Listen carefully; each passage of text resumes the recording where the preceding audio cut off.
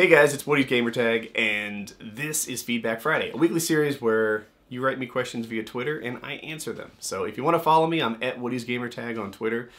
Otherwise, there's some gameplay footage in one of these corners, and here we go!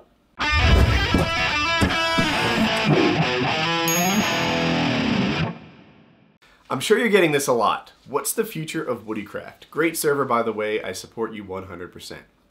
Yeah. My Twitter, my YouTube account, my Reddit account is just blowing up with people asking questions about the changes that Minecraft, Mojang, I'll use them interchangeably, is talking about making. So let me explain. Right now, the end user license agreement says that you can't make money off Minecraft. That hasn't changed. I know there hasn't been any updates to the end user license agreement this year, and Mojang Minecraft has always sort of looked the other way and let server owners be server owners. They're talking about making the end user license agreement actually more flexible, more kind to server owners, but the enforcement of it would be worse. So right now it says you can't do it at all. They're going to be like, you can do it, but the things that you charge money for can't impact the in-game experience. It's an extreme example they brought out is, you can't even have colors next to a player's name. You can't have there's something, a kitty cannons or anything like that. Like you shouldn't be able to know in game who's donated and who hasn't. That's one interpretation. And then other times they lighten up a little bit and just say you can't sell in-game items like armor and such. We'll see where it lands, and if they do lighten it up but start enforcing it, then it'll change server owners. It'll change the experience a ton. It's weird to me. So I talked to the guy, one guy inside Minecraft. His name is Grum, and he's on my Skype, or this big group chat on Skype. And the arguments that I use don't seem to be persuasive for him. And it goes something like this. Like I have happy customers, so there's no victims here. You can play on my server for free, and those guys are happy. You can purchase a rank, and those guys are happy too. Everyone's happy. There's no victims. I don't see what the problem is. Also, servers like WoodyCraft, Hypixel, Shopbo, Hive, etc. enhance Minecraft, right? If you think of Minecraft as a game, the thing that you download, it's tired and dead. Like people don't play survival mode, especially on the PC anymore. That is really much a tired thing. Most servers don't even bother doing that anymore. At WoodyCraft we offer it, but something like 5% of our players bother to play the mode that Minecraft created. Instead, they like mini-games, they like multi-month-long campaigns like you see in Factions or Prison. We have Hunger Games, we have Speedrun, that's something unique to WoodyCraft, it's like a parkour. We have a lot of cool stuff, and it only exists because servers like WoodyCraft and our peers have become the development arm. We've changed Minecraft from a game to a game engine on which you can build lots of new game modes. Players like it. Players like it, server owners like it, etc. It's a really cool thing. Minecraft is so much more than it was in 2010, even though, like, on the surface of it, what Minecraft has done themselves is really just like a couple new blocks, a couple new mobs, the biome generator changed a bit. The changes that they make, like stacking ladders in your inventory, are really very minor compared to the new game modes that are developed by the community around Minecraft. Those are major. Those change Minecraft into wildly better things than they ever thought of. Minecraft has been really smart to let people like the YouTubers, they never claimed anything. They said, you want to make a YouTube video and upload it, knock yourself out. And that's brilliant because the YouTube videos have advertised Minecraft and made it more popular than it otherwise would have been. Server owners like me and developers that turn Minecraft into much more than it was straight out of their own IDEs, their coding environment. They've turned Minecraft into something much bigger than Mojang ever imagined it to be. Much better, much more varied. And that environment has made something awesome, but they're talking about locking it down. And what they want is a Wikipedia-like model almost, where like, yeah, you can donate, but you never get anything for your donation. And if you do that, you can ask yourself, like, have you donated to Wikipedia? Any significant amount, if the answer is yes. It would have a huge impact on servers. Probably what WoodyCraft would do is stick around, but cut back. My biggest expense is staff. Everyone talks about the cost of the servers themselves. But to me, the servers are small potatoes compared to what it takes to get those support questions answered, new game modes developed, new maps built. I pay for this dog's barking. I pay a lot actually to have my maps built, much more than my competitors. Because the idea is, I wish everyone should be wishing they worked at WoodyCraft. That's the objective, right? We pay more. We pay more because we want them to all to aspire to work to us. I wish to be the #1, Minecraft server and place to work. So that's my biggest expense by far. Staff, builders, things like that. We do events every 2 weeks, and I pay for those. So that stuff would all cut back if I couldn't pay for them anymore. Then that's where the cuts would probably be. In the support and the events and those things that I pay so much for. So we'll see where this lands. If Minecraft does what they're talking about doing, they would definitely hurt Minecraft. But, they have posts out there that show that they're okay with that. That they're like, if this is what destroys Minecraft, we're fine with that. I have to believe that they're operating in what they think is in the best interests of the players. That like, yeah, all the server owners should do what they do for free. And I've seen parallels to this in YouTube, right? Like once you started monetizing videos and creating a profit motive, then you got amazing videos like Sky Does Minecraft and Captain Sparkles, or even the guys outside of the Minecraft genre. People make better videos than they otherwise would have. Freddie Wong's stuff takes real production capabilities. And if there was no money in it, then these guys, you wouldn't get any pro-level YouTube videos. That's the thing. It would just be hobby-level stuff.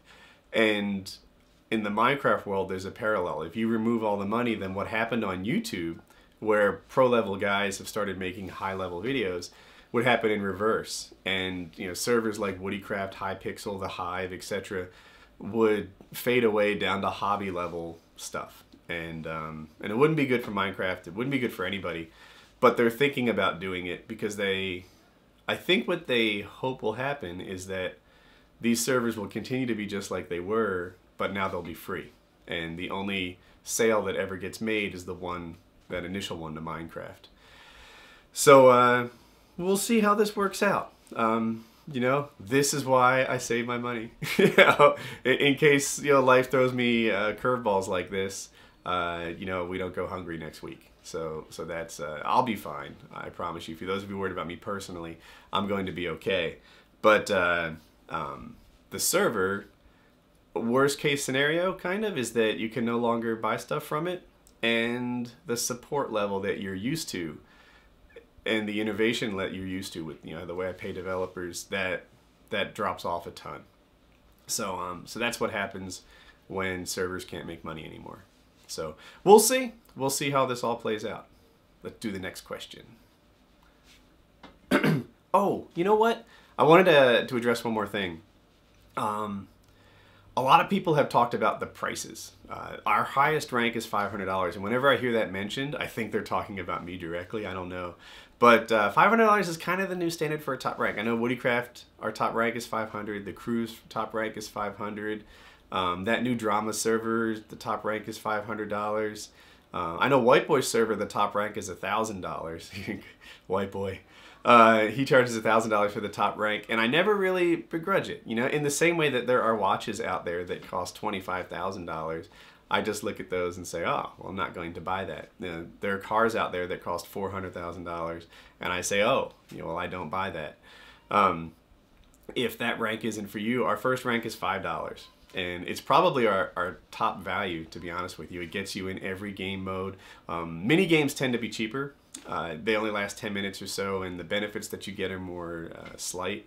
So for $5 for the rest of your life, you get all these minigame benefits at WoodyCraft. And that includes getting into games that are full.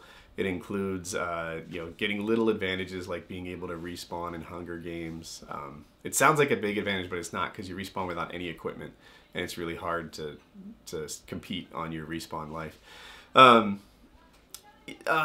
Oh, on not survival games, we have a game called Speedrun, which is kind of like parkour, and it's not a pay-to-win model, but it's a pay-for-more model. Half the maps are free to everybody, and the other half of the maps are free for people who have a rank. Well, that's not free, but half the maps are for people who've bought a rank, so they get twice as many maps.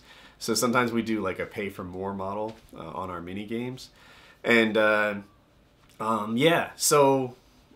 I don't know, the top ranks, they're the ones that people who play the multi-month long games play. And sometimes people compare the prices of a rank like that to servers that only offer minigames and say, wow, it's so high. But what you get in return is very different. It's the multi-month long games tends to have higher ranks.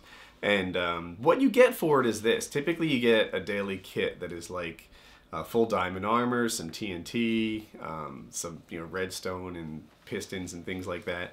And if you didn't buy a rank, it would probably take you like 3 to 5 days to gather all the equipment to raid somebody else in factions.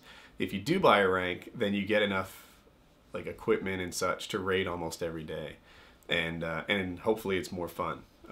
When we sell these ranks, people like them and they enjoy the server. There are some people who like the server so much they buy God ranks for their alt accounts. They have 2 logins, and they so there's no victims here. I'm like, man, I've got repeat customers. I've got customers who buy the top rank twice for themselves, and these guys are not victims. And that to me is where the difference between like an honest and good business and a bad one is separated. If you're buying it and you regret your purchase, then that's a problem. Or if you're buying something and like if you're buying a game that never comes out, I'm looking at you, and you just keep that money, then that's a problem. Or if you're donating to a website that never comes out, that's a problem. But if you're buying stuff and you're a happy customer and then you're buying it again for your alt accounts, then this is a great business with happy repeat customers. And at WoodyCraft, we so much as mention that there might be a new game mode, and they're chomping at the bit because they have faith in our staff that what we're going to do is good. They're very excited to see what we're doing next. That I'm proud of. Are you very excited to see what comes next from some crappy game developer out there? You're probably not. But at WoodyCraft, our players, we just so much as hint that something new is coming and they're psyched. So, yeah, if the players are happy, then there's no victims, but Minecraft is looking to sort of protect them even though they don't consider themselves a victim, and that's that. So, yeah, that's what's new. We'll see how this evolves, how this plays out, but now you know what's going on with the end-user license agreement and WoodyCraft. We haven't even seen what they're coming out with yet, but we'll see it soon, I think. What are your thoughts on YouTubers using meta tags to get the top spot in search results? I don't know. I do know. I don't care. I don't have a problem with it. It doesn't bother me. I don't know exactly how they're doing it, and it's no big deal. I remember I actually first learned of the practice through Hutch in like 2010 or something. Before I even made videos, so maybe it was 2009, I don't know. He was saying that one of the things he liked to do is, like, let's say he was playing Call of Duty. This is 2009, by the way. It's a long time ago.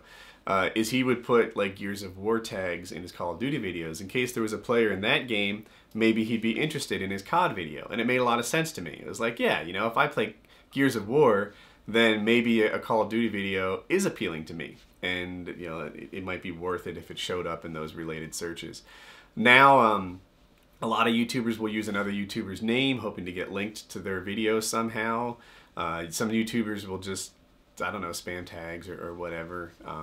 My tags used to be really aggressive if you go back a couple years, but if you look at them now, they tend not to be very aggressive at all. I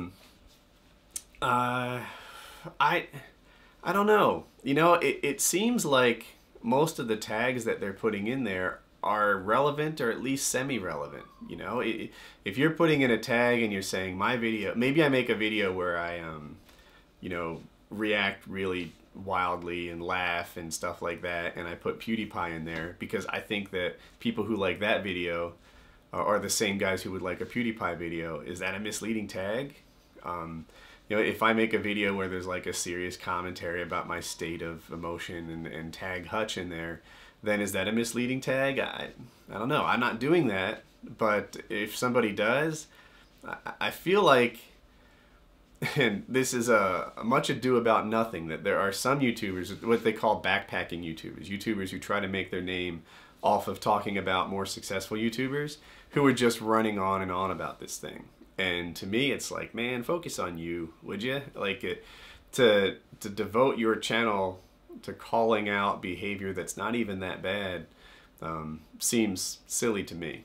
You know, just make better videos instead of trying to worry about what somebody else's videos are going to cover. That's my take on it.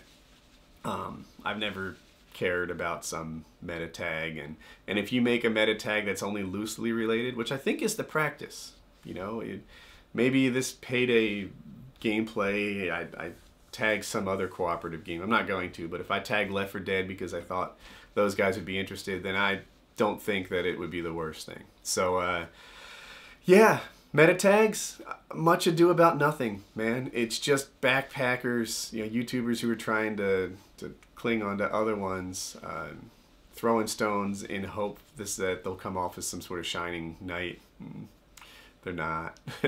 So yeah. September is only 3 months away. What's the status of the survival trip? And I'm still down to come out and film. Thank you. If you haven't seen Chief Running Mouth, he knows much more about survival than we do. He's done it several times before, and he's willing to come help us. I'll keep in touch. The status, we're still down to do it. I think Lozon just got his fight scheduled, and I forgot the date, but it's in September if I recall, which would mean that the survival trip would be in the second half of September, which means maybe it makes more sense to have it. We were going to go up north. It might make more sense if it's going to be late September to be in like North Carolina or Georgia so that it's not so darn cold. But we'll see. But yeah, it's still on. Now, I very much want to do this. What we're going to do is let Joe fight, give him about 2 weeks to heal, and then go on the survival trip. So so that's where that stands. I'm very much looking forward to it. And it's one of the things, like the fact that PKA Plays is actually happening, the fact that the PKA Adventures is ramping up, the fact that the survival trips are actually happening. To me, that's something that I'm really excited about. And PKA becoming more than just a weekly podcast, but, you know, I don't know, the epicenter of something more. Like, people think of Painkiller already, and they probably still think podcast, but that could change. And making these survival trips and things actually happen is a part of that. So, so it's still on, but I think it's pushed to late September to accommodate Joe Lozon's fight. If you guys don't know Joe Lozon, he's a UFC fighter and a friend of ours. So he said he wanted to come. We just have to schedule so that he's... Even when you win in the UFC, you get dinged up. So we give him a little bit of time, and then we'll go out, do our thing. More details on the Jumpman case. Any casualties, fines, etc. Yeah, actually, it's over. It never went to court. If people don't know, there's this guy Jumpman. He bought a bunch of stuff at WoodyCraft. He donated a lot of things to live streamers. I know one guy donated $2,000 to. And he also bought an ad on Painkiller already. And then what he did is he called his credit card company up and said that it wasn't him and that he was a victim of identity theft. So in the case of some of the live streamers, we gave them some advice on how to fight that. And then WoodyCraft and Painkiller already fought that separately. And it never went to court. We won. His credit card company looked at the evidence, agreed that he was trying to commit credit card fraud, and just put the purchase back through. So that's where it ended. There was never any court. I don't think we're going to go the whole criminal route or anything like that. We couldn't even take him to court until the credit card company decided one way or the other, right? Because if they pay us, we don't have a case. And that's what happened. So we won, and it's over. And he's probably fortunate that his credit card company didn't take his side, because what he was doing was really illegal. You can't buy things, use them, and then pretend that you were a victim of identity theft. That's stealing. And so it's all wrapped up. We won. And his credit card company looked at the evidence and said that their own customer was the bad guy. So, over. Good news, that's a win. Any advice on job interviews? Yeah, dude, I could talk about job interviews forever. If If there's one skill I have, I'm actually really good at job interviews. I've gotten just about every job I've ever applied for, dating back to like when I was 13 years old. One of the things you have to keep in mind when you're in a job interview, you're not begging for a favor, you're solving a problem that they have. Keep that core thing in mind. Figure out what that problem is and let them know that you are the solution. That is the essence of a job interview. If you're going for some position as like a computer programmer and you need to know like what's not getting done right now and let them know how you would solve that or that you would be good at solving that. Sometimes people go into job interviews and it feels like, man, I hope you like me. I really, really hope that you like me. If you could do me this favor of hiring me, then you would never regret it. And that's totally the wrong way to go about doing a job interview.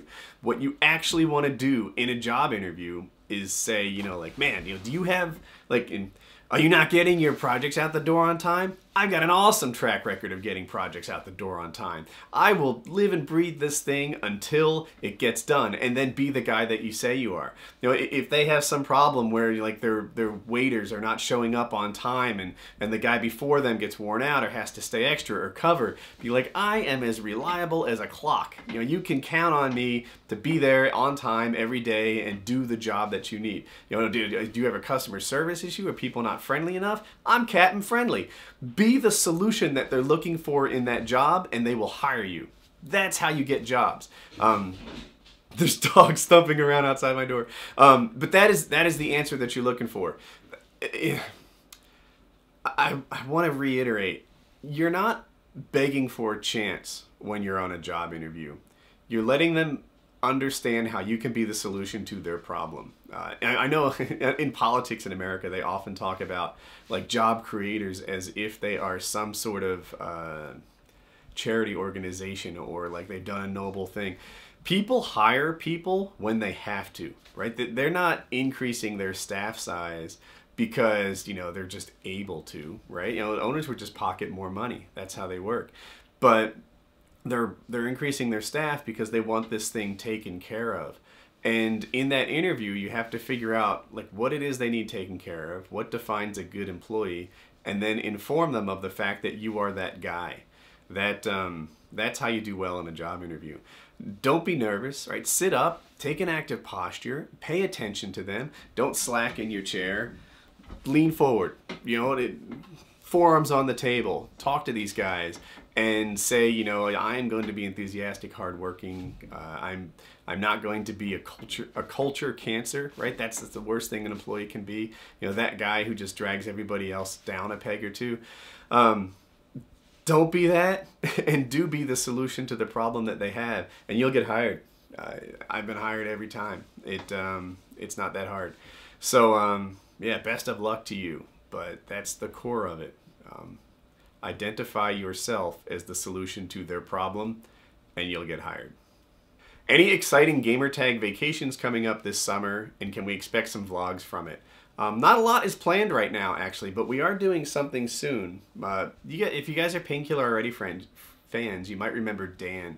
He was like PKA 41, I think, and he was the guy that had the wife who was like cyber cheating. Like, she never did anything physical, but she was on Facebook and like being affectionate online with some other guy, and it messed with him, and it eventually led to a divorce, and he told his whole story on Painkiller Already. Well, that was a couple years ago, and he's getting remarried.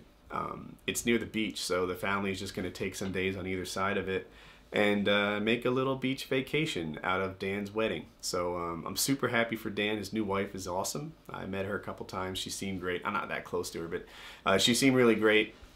She's really pretty. She looks like Snow White. And so yeah, that's the next thing we have. I hadn't really thought about vlogs for it, but if people are interested, I suppose I could do that sort of thing.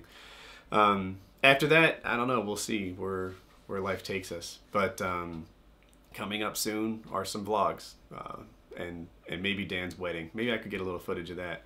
So so that's what we got coming. I'm really psyched for Dan. He's such a good guy. He deserves to be happy, and when I was young, weddings were stupid. It was like a church service or something that you just had to sit through and be polite and endure it until it ended. More like detention in high school. Now, I kind of actually like weddings. Like I like the receptions. I dance.